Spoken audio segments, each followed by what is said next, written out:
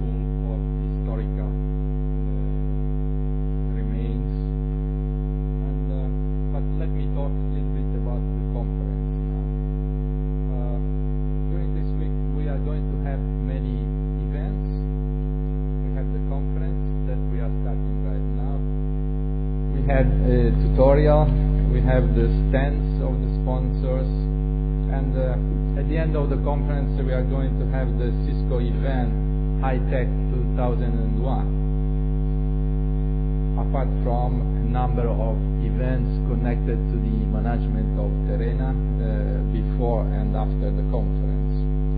Also, I'm sure that you will appreciate the program for excursions and social program.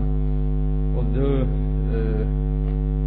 I left Italy with bad time and now is marvelous weather, and here we are having not the same, but we are confident that this will change rather soon. The conference is organized in a slightly different way from previous years. We have 4 plenary sessions in the 3 days of the conference, and we are running 3 different tracks, which will go in parallel sessions. And the tracks are the technology, policy and general information, and then we are going to have a specialized track on middleware. Here, in this slide, you may see how the conference is organized, and we are going to have in the plenary sessions 10 invited speakers.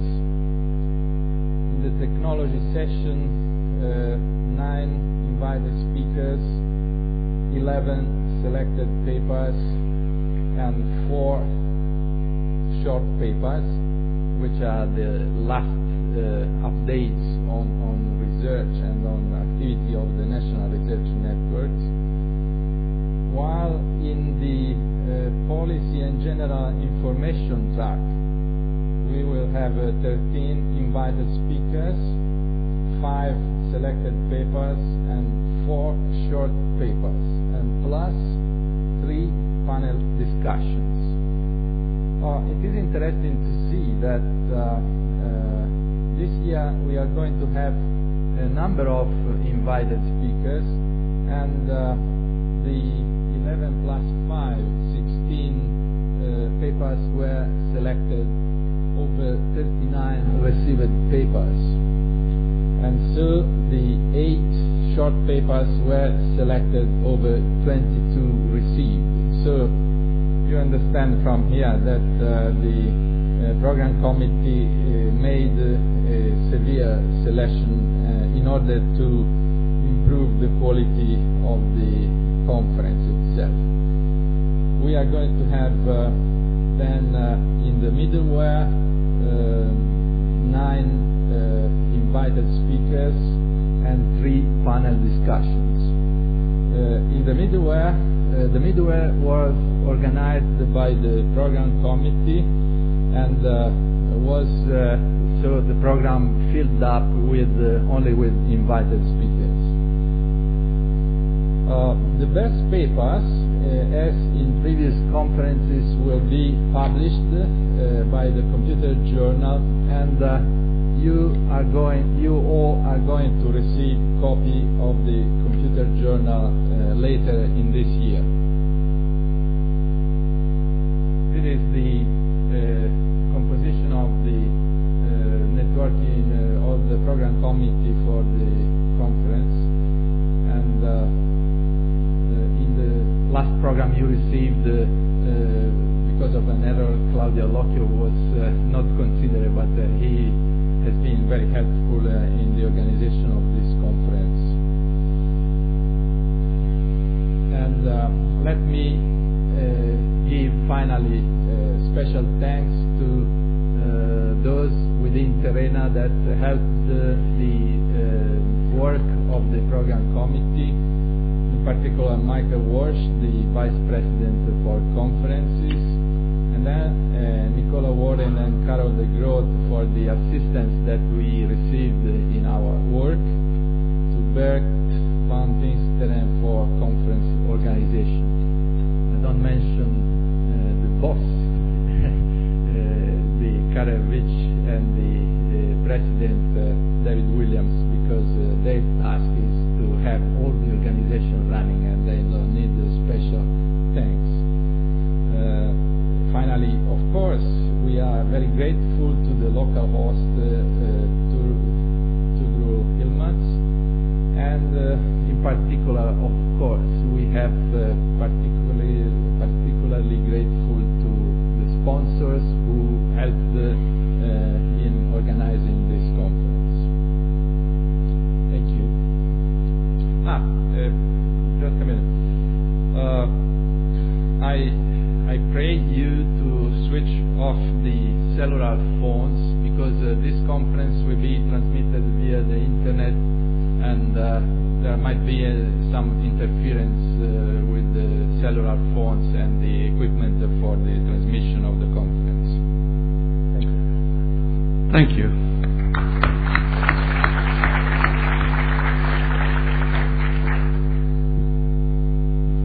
Okay, the next speaker under my chairmanship will be myself. And when I was looking at the program, I could have pretended as if I understood the technology, which is so, heavily covered in the program. So I said, although we were involved in bringing the internet into Turkey, that is TÜBİTAK. So I said, why don't I take a slightly different attitude and give some reflections on the administrative, with an administrative tone, obviously, on ICT revolution and its impact in the globalization sense. So the title of my presentation, I'll try to keep it to 20 minutes, will be some reflections on globalization, ICT revolution, and all that. All that may sound familiar to those who have physics background from Whiteman's famous book. We are all living in a changing world. That's a cliche. You all are familiar with that. And over the years, particularly over the past few, we were conditioned to acclaim the catchy term globalization. But deep inside, many of us have come to harbor reservations about the sweeping changes the process entails. The idea of unimpeded contact between the peoples of this very special globe, the only biosphere we so far know of, sounds good. But along with it, different sounds have come. For instance, protests of all sorts, to quote one, hunger from societies unable to handle the scope and speed of changes forced on them. Globalization, in fact, is not a new idea on our globe. Looking back, we see its examples thousands of years ago and see that it worked much better. Scientists, for instance, traveled vast distances to learn what others knew and, in turn, inform them about what they did. So, what we are witnessing today may not be the materialization of a novel concept, but actually a much wider, if less refined, implementation of an old one. It has become fashionable to describe the world as a global village. If so, the village elders must be pondering some very disturbing questions.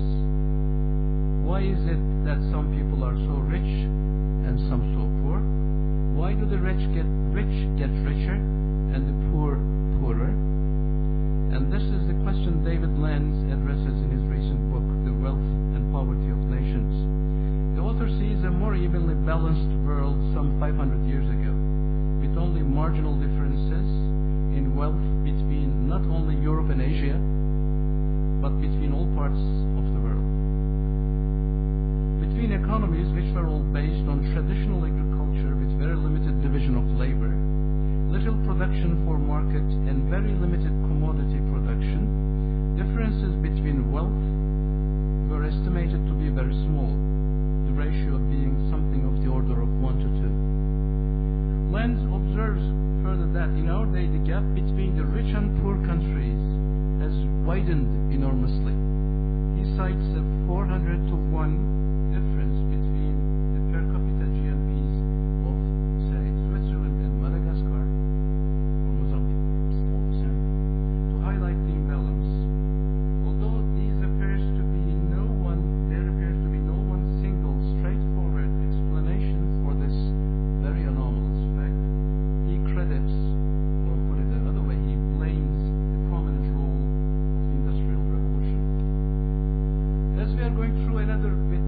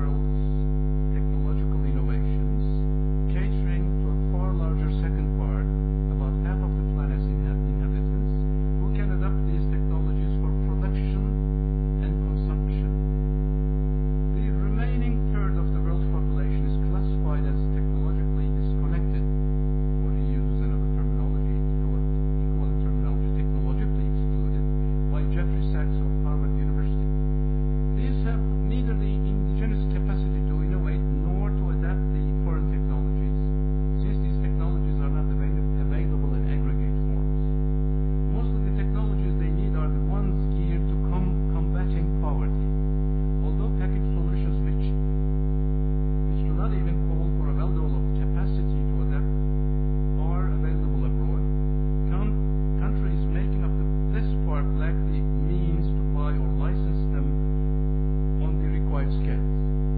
Despite the harsh conclusions of Sachs' worldview, which looks colored by deep-rooted political perceptions, it's clear from the picture I have just described that Turkey is marked for promotion. When saying that I bank on the dynamism of my people, on their latent energy, their resourcefulness, and their determination to move forward, one may find the model too general or perhaps a bit more forgiving of the technology providers when it comes to the ills of the technologically deprived. To be fair, Mr. Sachs calls on the privileged to be more forthcoming with instruments to lift the boundaries dividing the rich and the poor. No one doubts that technology, or rather its production, makes a difference. Yet one could have also liked to see some reproach addressed to the apparent aim of the technology providers to use their advantage for collective political gain. Perhaps one flaw in the otherwise perceptive analysis is that it views the movement through the categories as an independent process, immune to political manipulations. So, once stripped of political motives, the cogs and wheels on the machine seem to work smoothly. These diverse realms do not appear hermetically sealed to outsiders despite the disparities. Many of the technologically excluded are paused to move up the ladder to join the ranks of technological adopters.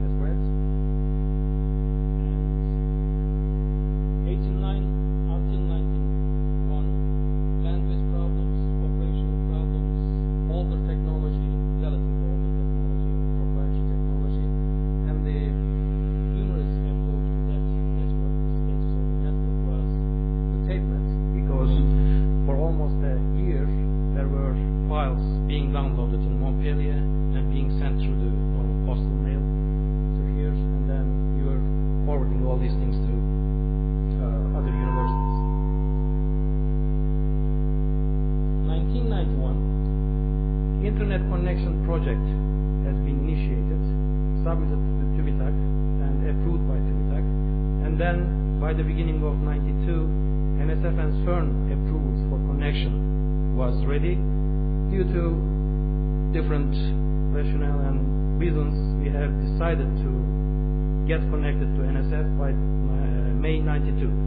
There were a 6-month period where we were connected to RIPE through X25 packet switching network technology. And how it has evolved in the country is it was a 64 kbps line, which is provided by the Turkish Telecom, which is a monopoly, still a monopoly in the country. Then RIPE X25 packet switched application, IP application in August 92. Then equipment purchasing, router, management station type of things in September 92. And RIPE connection in October. And finally, 64 kilobits per second laser line connection to Washington Sprint. 9 months setup time. And we were proud of by then having all our telephone exchanges being digital, maybe more than 95%. The national internet connections in 91 until 93 was something like this. That elliptic shape on the left is Matthews network, which was the fiber optic network in 1991. We were connected to TÜBİTAK and through the router here to X25 and then to NSF, and it was a very limited network available to academic and research institutions only. And then this is a rough map of network in 92 and a little bit development in 1994. And then the organization started in 1993 with TÜBİTAK and Matthew.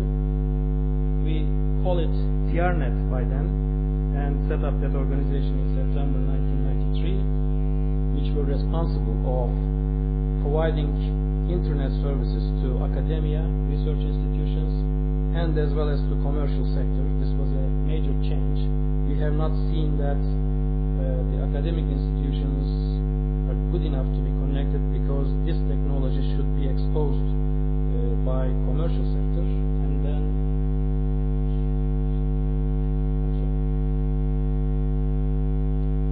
for this organization, TÜBİTAK's major contribution was on funding side, Matthew's major contribution was on technical know-how and infrastructure. This has changed a little bit until then, until 1996, where TÜBİTAK has decided to set up a new academic network, and that TERENA organization has been privatized and led to Turkish Telecom network known as Turnet. What we have done in that very first organization, we have offered internet to commercial sector. There were 200 plus domains, including ComTR domain in May 1994. Monthly traffic was over 18 gigabytes, which was maybe not a fraction, but probably 1/3 of this by the days of EARN and BitNet. Many public relations events for increasing the public awareness have been done, and national internet conferences have been attended by our staff to make that awareness business. It has gone, the same thing happened in 95 and 96, but the major plan was to change the network from Ankara-centric shape to a distributed model, which will be going through the 3 major cities of the country. Of course, the line speeds were subject to funding conditions, so that it was not thought of exactly what would be, because the fund was not there by then. And TERNet has made an offer to Turkish Telecom to set up a backbone and operate it jointly, because it was kind of a one-way exit just because of Turkish Telecom's, or called as PTT, monopoly, because international line connections and things like that are still subject to Turkish Telecom monopoly. And as a result of those discussions, Turkish Telecom decided to open a tender for Turkish Internet backbone in summer '95. Unfortunately, due to poor timing of this tender process, the offered capacity had been far behind the demand by then in 1996, end of 1996. And unfortunately, the bidding conditions were not good enough. 70% of the all revenues, not the profit, revenues, should go to Turkish Telecom, what the tender document says. And Sprint Satco and Metu has signed the contract, and after 3 or 4 months, Metu has resigned from that joint vendor. And Turnet started operation in 1996, almost 1.5 years after the bid is offered to public. And then it was a 3-layered architecture, as you all know: the backbone operator, called as Turnet, the service providers around that, and the end users. What happened after Turnet? Unfortunately, it was a disappointment in the country just because of the capacity problems and operational problems. Still, Turkish Telecom, maybe if we could think until 1999, where there was a change in the act, the Turkish Telecom Act, and then they have the ability to hire professionals by themselves without the control of the government. All the personnel policy of the Turkish Telecom was under the direct control of government until 1999. So that operational problems follows this fact. Then we have observed that major groups starting to set up ISPs. The Super Online, one of the biggest one, has been set up in 1995 and started operations by the end of 1996. And by then, Turkish Telecom monopoly prohibits all ISPs. The number was about maybe 40, 50 by then, 1995, and has gone up to 80 right now. And those private lines within the country and across the borders is still subject to Turkish Telecom monopoly. And today is 70 to 80 ISPs that are being operational. And then by the mid of 1996, if I'm not mistaken, TÜBİTAK decided to set up ULAKNet, which is the academic and research network of the country now, and ULAKNet later on in 1997 became operational. This is the current map of ULAKNet taken from their website, www.ulak.gov.tr, and showing all the lines. Those red ones are 34 megabits backbone, probably being upgraded to 165 soon, and then the other ones are access lines. What happened after Turnet? Turkish Telecom has announced another network called as TTNet. By the way, Postal, Telegraph and Telephone name has changed to Turkish Telecom by probably these years, sometime these years. And then they call it TTNet, and the announcement was December 1997. And higher board for Internet has been set up under Ministry of Communications. In fact, this may mislead you. There is no ministry called Ministry of Communications in the country. It's the Ministry of Transportation. However, all communication infrastructure are under that ministry. That's why I made it to make it more universal, Ministry of Communications. And January 1998, the advisory role has been taken by the higher board, directly to the minister himself.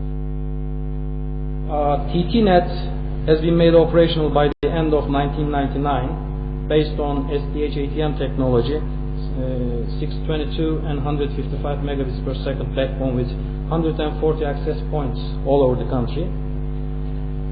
And big capital groups showed interest by 1999 in the internet sector by setting up very large ISPs, having maybe tens of thousands of users, even hundreds of thousands of users, like Ethernet and EqualiNet, in addition to SuperOnline and alikes.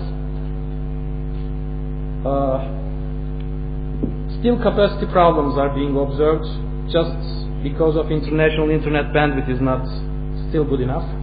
And the access network, due to monopoly conditions and the personnel problems, typically access network within the country, especially when we go to smaller cities, are still a major problem.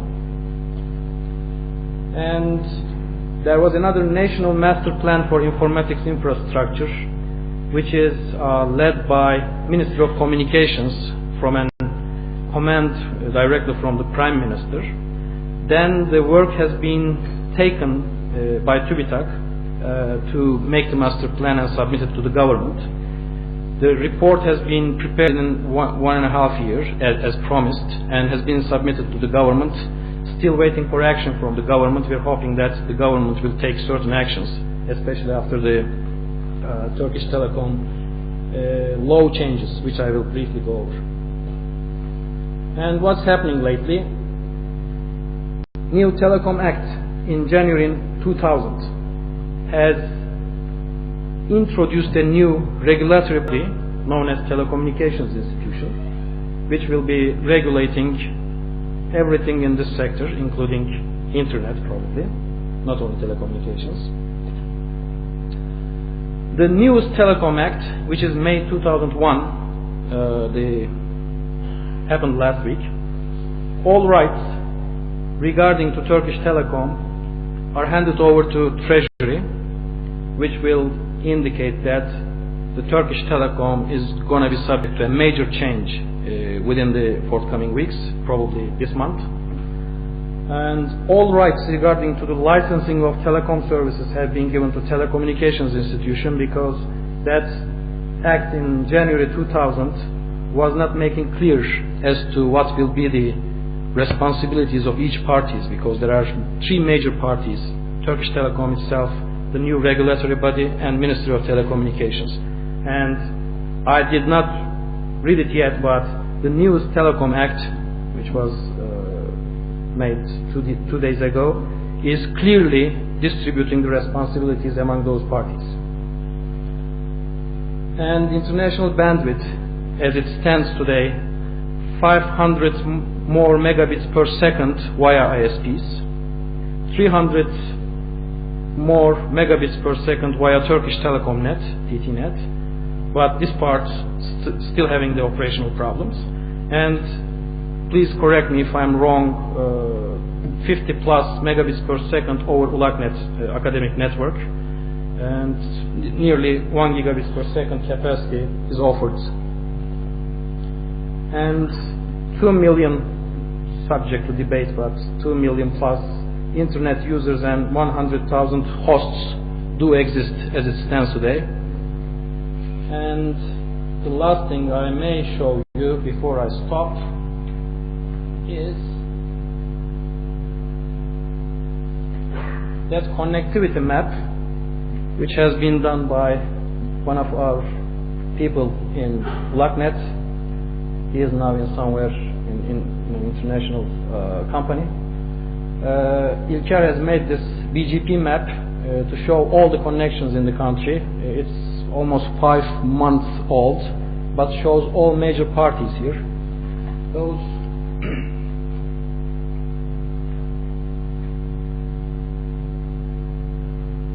Those magenta color over here are the universities around ULAKnet.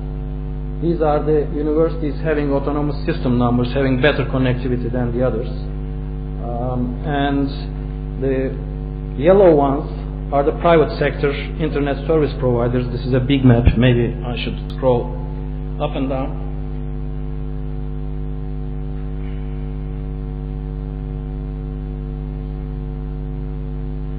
Those blue ones are major private sector institutions, mainly banks. That red one is the Turkish Telecom Net, which provides almost all connections. And all other autonomous systems have, one way or the other, a connection to the international community.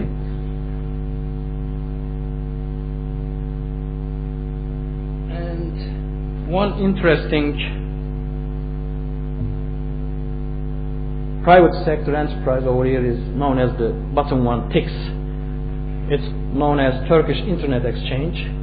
It is kind of ISP's organization which will provide interconnectivity among ISPs and providing more bandwidth to them, as well as connecting itself to Turkish Telecom.net and other points. And you may find this in ilkertemir.com. You will see that URL at the top. And this will conclude my talk. Thank you. Thank you.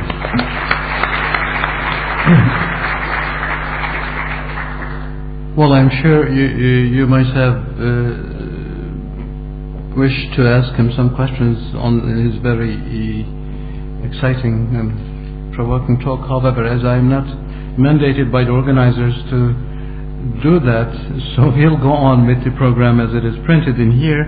And the next speaker is, okay, he's already there, Dr. Deering, and he's going to use the remaining of the 45 minutes because we are supposed to be ending the session by 3:30.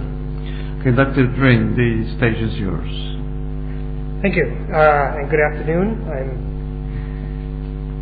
honored and delighted to be invited to speak at the TERENA conference and thrilled to be in this beautiful and ancient part of the world. It's kind of, I don't know why I'm in here talking about technology when I could be out exploring, but I guess that's what pays for the trip. So I'm going to talk about the protocol Hourglass.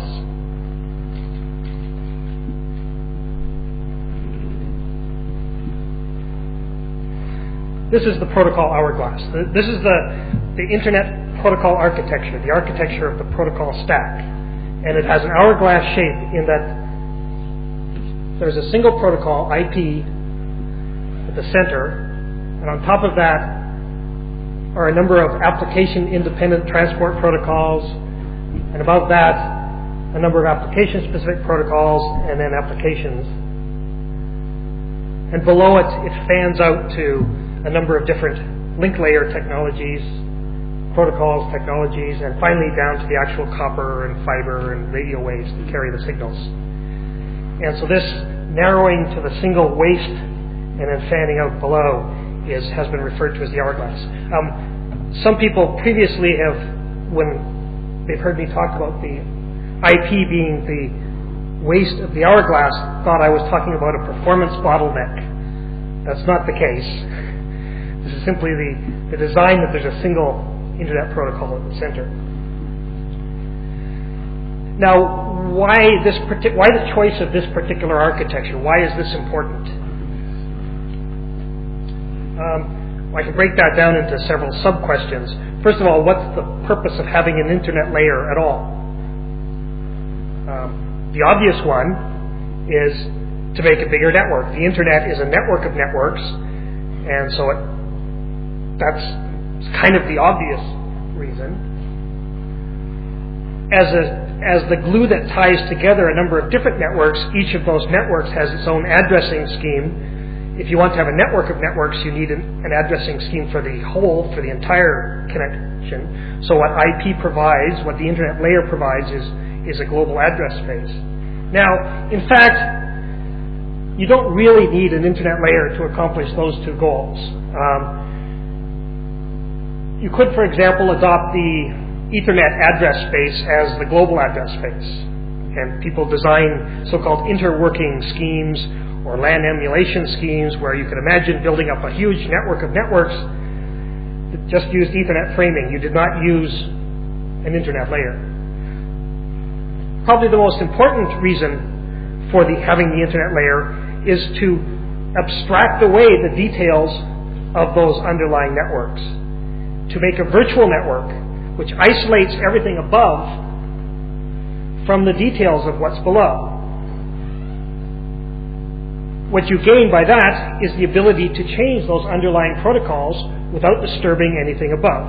And indeed, all of the original protocols that IP originally ran over, like the 3 megabit Ethernet and the ARPANET and the SATNet, those are all gone. Those don't exist anymore. They're not in use.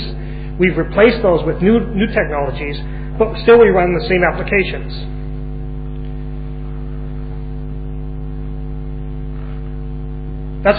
Those are the reasons for having an internet layer in the architecture. Why do we want a single protocol in that layer? Well, if you had different protocols, then there would be potential interoperability problems. If one device spoke one protocol, another device spoke another protocol, then they couldn't speak together. The best way to guarantee interoperability is to have a single language, a single common protocol. It also minimizes the number of interfaces that the upper layers have to understand and accommodate. So that's the second question. The third question is, why is it important that that protocol be a narrow one? And by narrow, I mean minimal functionality.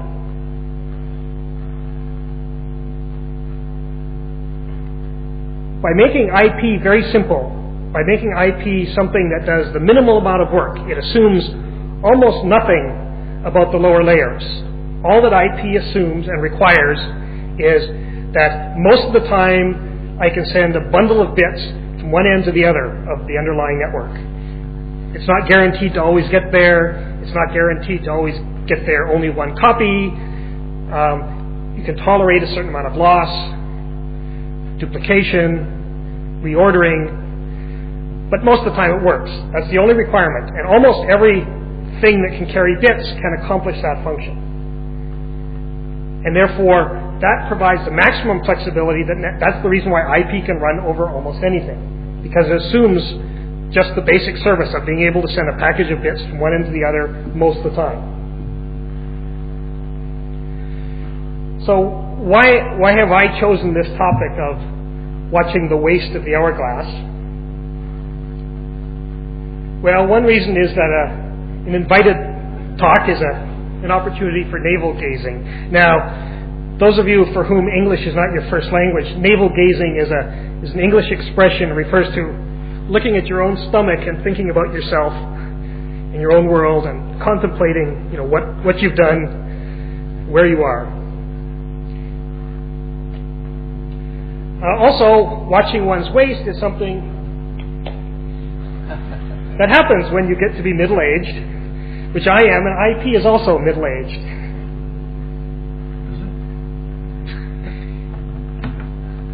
This layer is also the only one that's small enough for me to understand, for me to get my arms around.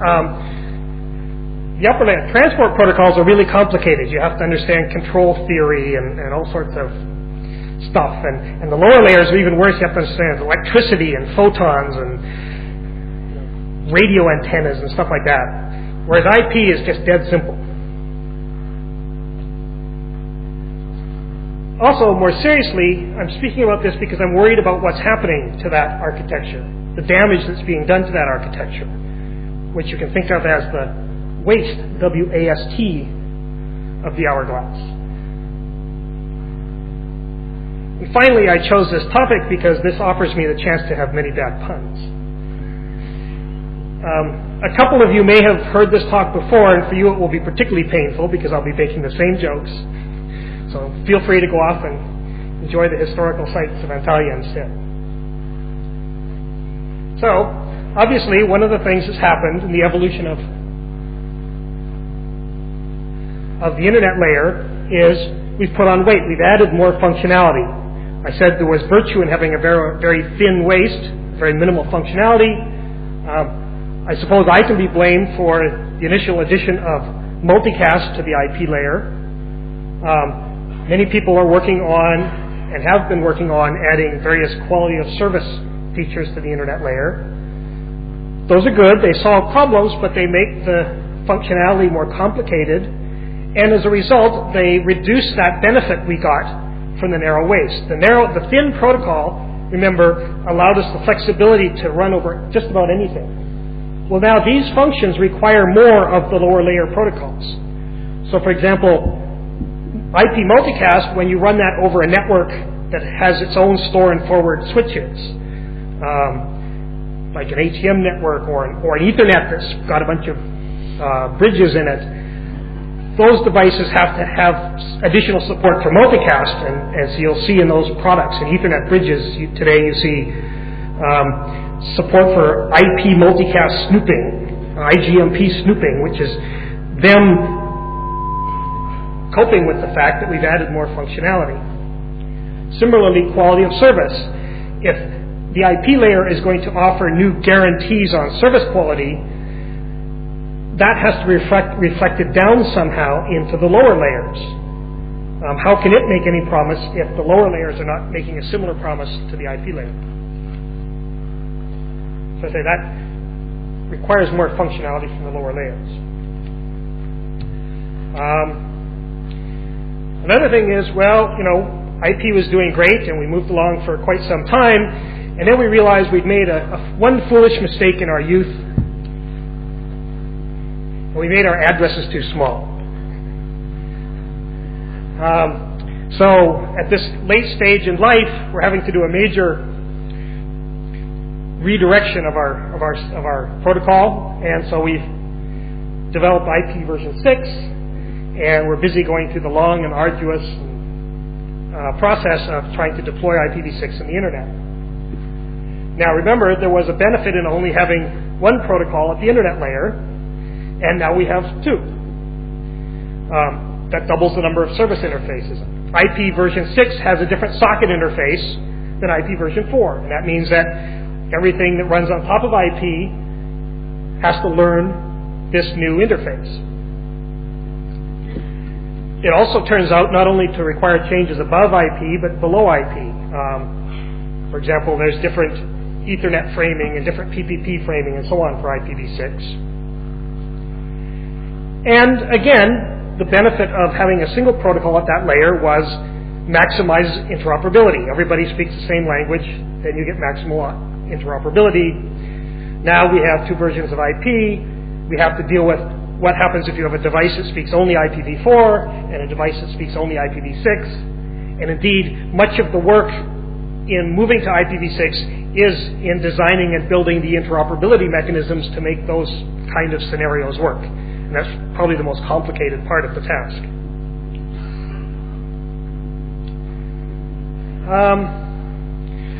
So we started working on IPv6 back in the early 1990s when we first realized that we were going to have a problem with our address space.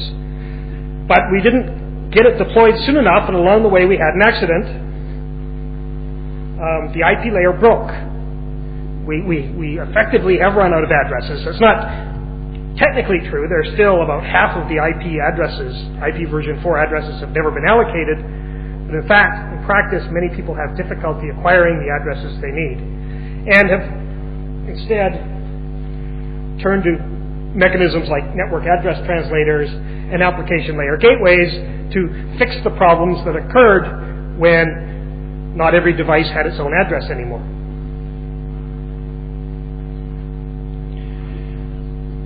One of the problems with this, it's great that people have devised mechanisms to repair this problem, and there are many people out there continuing to work on designing new mechanisms to repair this problem.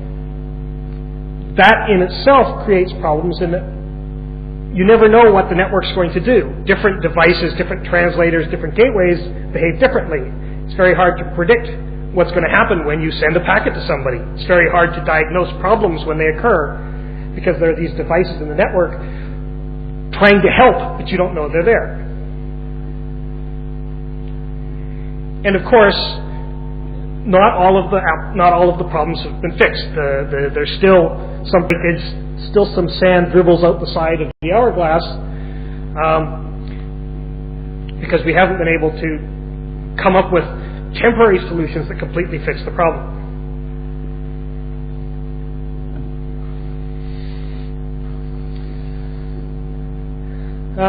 This issue is probably not as severe as it was a couple of years ago. Another hazard to the architecture is people who design what IP considers lower layer, layer 2 protocols, all have ambitions to replace IP. So ATM clearly had the ambition to replace IP, to be end-to-end. And in fact, the selling point of ATM was not a narrow waist, but a big fat waist, more functionality, lots of quality of service features, lots of stuff. And that was supposed to be a selling feature. So its goal was to replace IP, have everybody run TCP directly on top of ATM. And nowadays, we see Ethernet creeping up the stack, getting more and more complicated. Recently, I've been learning a little bit about Bluetooth, which was supposed to be a radio network that goes about this far. But indeed, it's also developing an architecture for store and forward and building up more and more complexity in the attempt to be everything. The danger of this is if you start having the upper layers know about specific lower layers, then you lose that flexibility. You start building in dependencies at the upper layers on specific details of lower layer protocols, and therefore it's much harder to evolve. If the ATM people had succeeded, we might have ended up...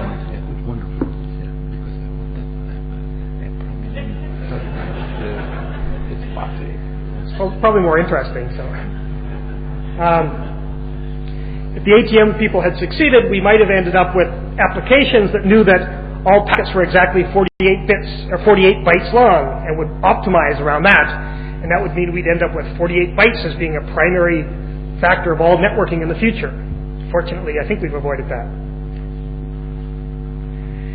And the other problem with this approach is that I don't believe any of these will ever fully replace IP. IP has gotten so ubiquitous, it's everywhere. So you don't end up with a new alternative architecture, you end up with both. You end up with a complicated hybrid and multiple address plans.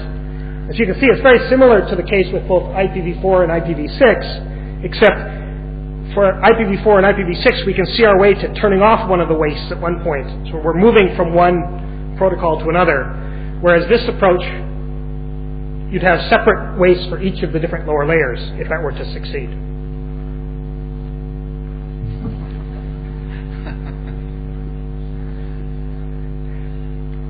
It's great fun. So this is supposed to represent tunneling, IP over IP. Right? The packets come down here through IP, and then they go back and they go through IP again. So that's encapsulating IP inside of IP. And we see that's becoming more and more common. It's used it was used as the early way to deploy multicast on the M-bone. It's used for virtual private networks. It's used for deploying IPv6 IP over IPv4 IP, and so on. This one I actually don't think is a problem. This is a good thing. Because this particular usage does not destroy the benefits I listed. You still have a single interface, a narrow functionality. It retains all the benefits of the Hourglass architecture, and in fact gets extra benefit out of using it recursively. And those of you who are computer scientists, you love recursion because it's so compact and elegant. It's just hard for anybody to understand.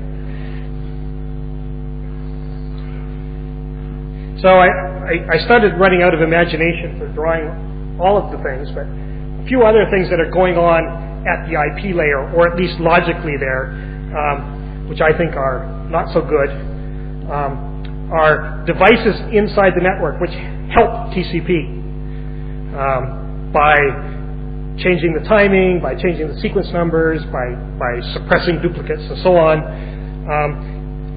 Obviously, that's not an IP function, but to the endpoints, the TCPs that are on the two end, they believe all they have between them is IP, but in fact, there's these devices in the way that are manipulating the packets. Similarly, people have designed schemes for assisting reliable multicast by devices inside the network. The problems with these are that they are not everywhere, and they tend to be short-term solutions. You put in a TCP assistant, which helps those particular TCP connections along the path where the TCP assistant exists, usually at the expense of other TCP connections. If everybody did it, they would no longer work. And they also put off the day when you actually fix the endpoints. The right thing to do is to fix the end TCP so they behave properly rather than putting these devices in the network to do it for them.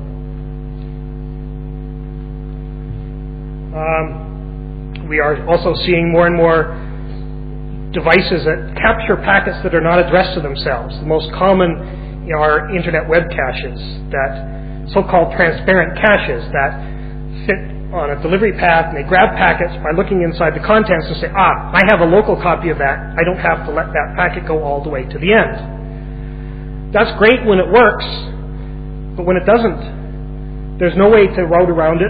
There's no way to understand it's there because it's transparent. Just the network fails, and there's no way to know how or why or to avoid it. And anyone who's designed a cache knows that caches are not 100% reliable. There are always cache misses. Content-based routing, that's a good one. This is, routers that look deeper into the packet and say, well, this is a packet that's trying to fetch a JPEG file, so I'll send it to the JPEG server. And the granddaddy of them all, active networking. That says we should let the users download code into the routers that can do anything we want. Well, what does that do to the waste of the hourglass?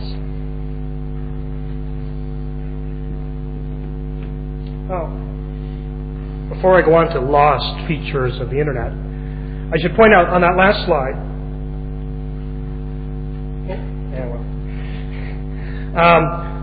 just about all of those things I was complaining about, my company, Cisco, sells products.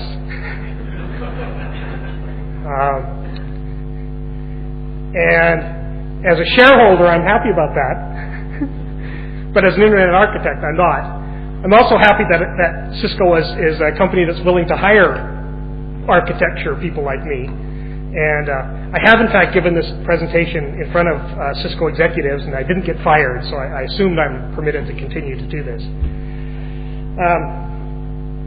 Anyway, it would be one thing if all of this complexity, this sort of, this extra features, the complexity, the recursion, everything actually provided us more function. But in fact, what we've mostly done is lost functionality of the Internet. The early Internet, the original design of the Internet, had a number of properties which are no longer present in most places. We've lost transparency. That is, the ability for an end host to send a packet from one host to another and have the bits all make it there intact without any modification by the devices in between. Instead, we have network address translators, we have caches intercepting the packets, we have any number of devices modifying the packets along the way, and so we no longer have a transparent communication path. We've lost an important function of the Internet, which was the important design criteria, which was called fate sharing. That's the idea that, so for one example is for TCP, that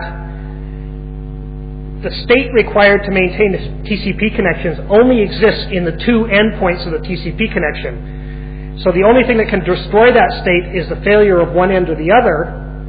But if one end fails or the other, then you don't need the TCP connection anyway. So you have no dependencies on any devices that do not have to be there anyway. Now, as we see, again, the use of NATs, caches, and so on, we have growing dependency on third-party devices, the failure of which can cause your communication to fail. To a large degree, we've lost dynamic routing, which is one of the, it's one of the things everybody says, IP is wonderful because it can route around failures.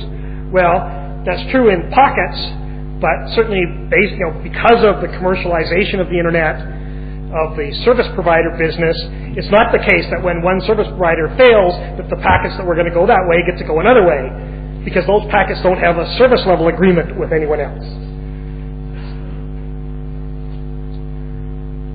The early Internet had portable addresses.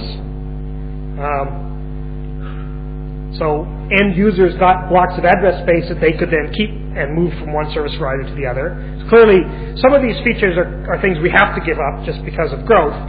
but I just want to point out that there are a number of features which have been lost. Clearly, we've lost unique addresses. Many people are using private address space and address translators. We've lost stable addresses.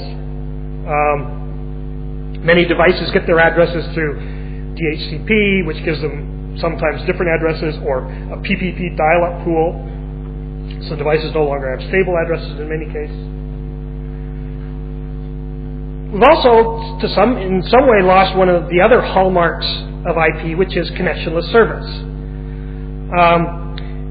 For those customers, those end sites that are behind network address translators, those translators tend to work on a session basis. They establish state when a TCP SYN packet arrives. That state has to be maintained for the rest of that connection to occur. That state gets timed out because we don't have a teardown message. Connectionless protocols, UDP-based protocols, often don't work in these environments because the NAT box cannot recognize a connection.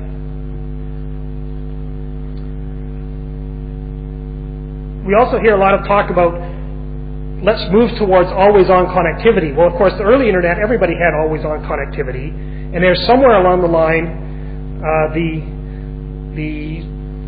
notions, the model of communication that comes from the telephone system came back mainly through the use of modems, where people have these notions that they connect to the internet and do some work and then disconnect, and talk about logging into the internet. Well, of course, the internet originally nobody logged into it; it was always there, and we're struggling now to get back to that point. We've lost the ability to do peer-to-peer communication. The current environment with its network address translators mostly supports only one style of application, that is client-server applications where there's a relatively small number of servers. The servers all get global, unique, stable addresses, and the clients don't. If you want to do a peer-to-peer application like an internet telephone call or a multiplayer peer-to-peer game, you can't do that through most NATs today. And probably saddest of all is that we've lost application independence. One of the key aspects of the original internet design was that the network knew nothing about applications. Bits were bits. Packets just were forwarded, and all application knowledge was in the end systems. Well, now application knowledge is embedded deep inside the network. Network address translators turn out to also be application layer gateways. As I say, we have devices in the network that recognize web traffic and JPEGs and so on. Now, if you want to deploy a new application, if it's a sophisticated application, it's not just a matter of making the software available to the end hosts, it's convincing the NAT vendors to build support for it, and then waiting for that to get deployed. It basically becomes almost impossible to deploy a new application. One wonders, or it has been observed that if NATs, network address translators, had been widespread in 1990 and all the universities had been up behind NATs, we probably would never have gotten the World Wide Web. That's more restful. Not only that, but we've lost electricity.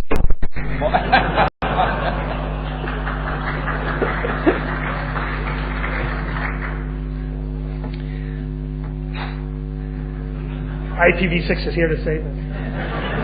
It's IPv6 electricity now. Okay, so we may not have gotten the World Wide Web if everybody had been behind a NAT because they couldn't have deployed the early web servers. You have to ask, what applications are we not getting now because people can't deploy them? I'm sorry, this is such a litany of complaints. Bad news. It cheers up a little bit at the end, not much, but a little bit. Let me talk a little bit about what goes on below the IP layer. Most of what's going on below the IP layer, in my opinion, is trying to reinvent poorly what IP already does or IP could do and IP ought to do.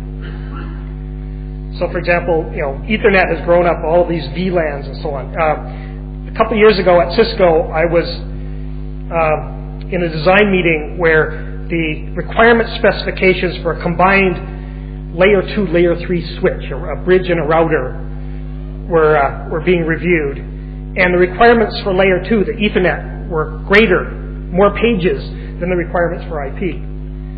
This is for the Ethernet, which remember was a yellow hose, the passive bus. Now it's gained all of this complexity. LAN, we don't hear about this much anymore, but LAN emulation or interworking, basically doing internet working but without an internet layer. All the use of layer 2 tunneling protocols, PPP over IP, L2TP, and so on, which is taking this perfectly good packet switch network and layering on top of it a virtual modem. That's progress. And then there are all the layer 2.5s. So, MPLS, right? What do we need that for? Or PPP over Ethernet. My goodness. I think most of what's going on in lower layer development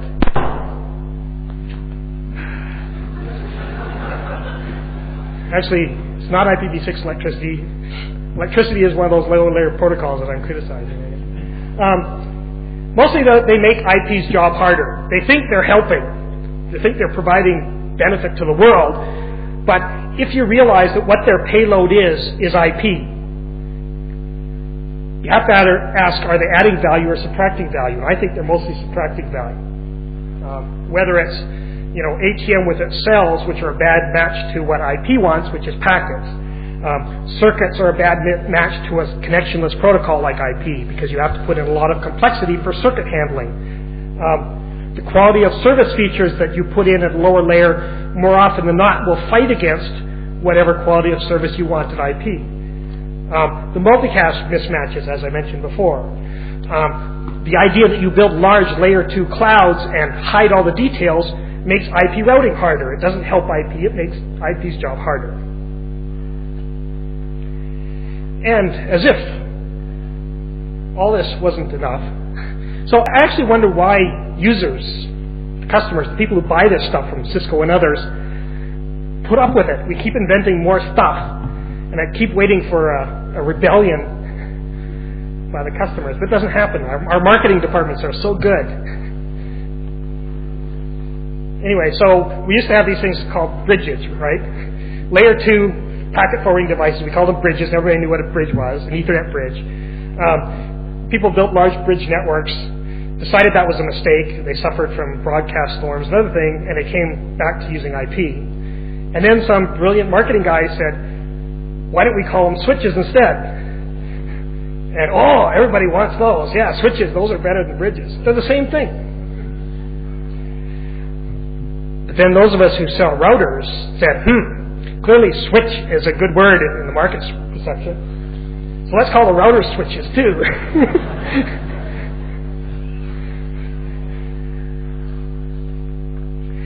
And if layer 2 switches are good and layer 3 switches are good, what can be better than multi-layer switches? Or even layerless switches. They can switch anything. Okay, so enough complaining.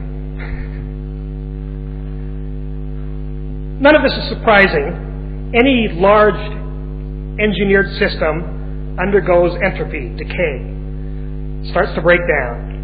And the Internet's one of the world's largest engineered systems. And so this should not be surprising.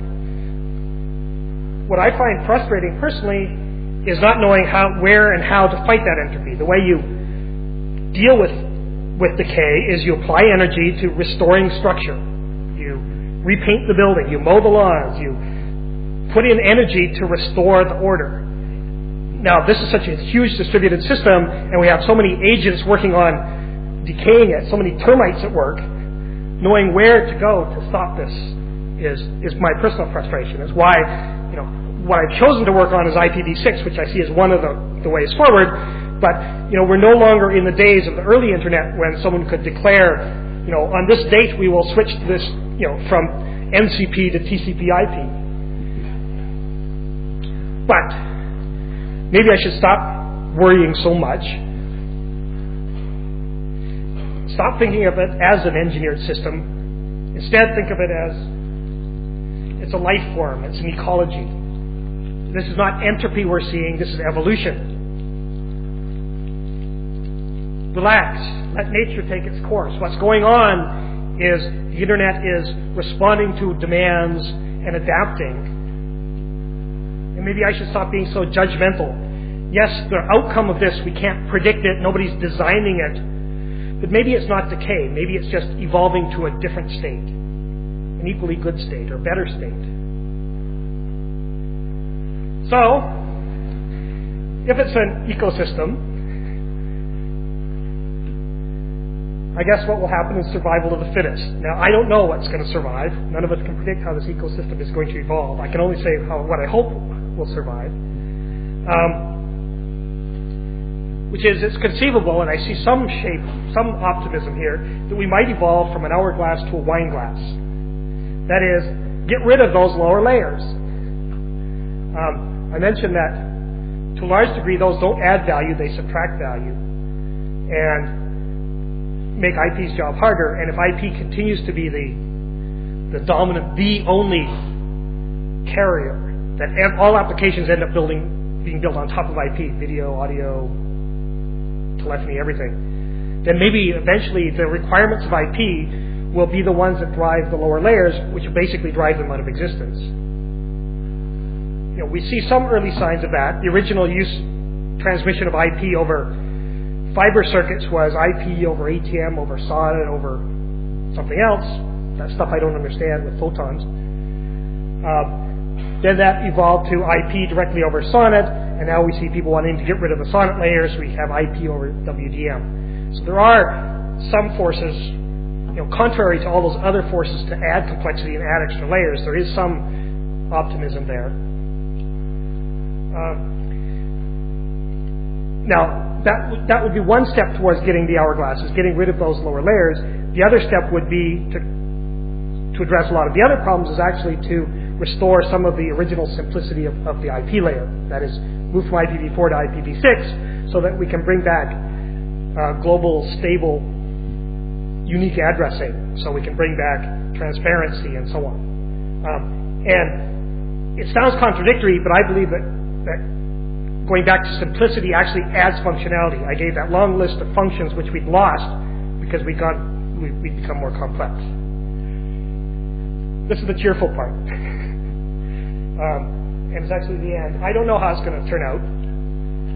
Only time will tell.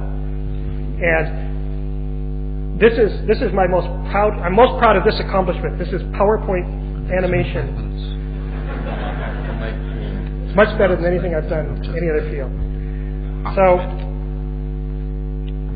that's the end. And I'm willing to take questions if we have time. But we have time for one or two questions, quick ones. Anyone is interested in raising questions? Or contradict me or argue against me. Well, comments, questions, or of course, challenges, whatever. Well, so everyone seems to be very convinced. Or very tired after that nice lunch. Thank you. Okay, thank you.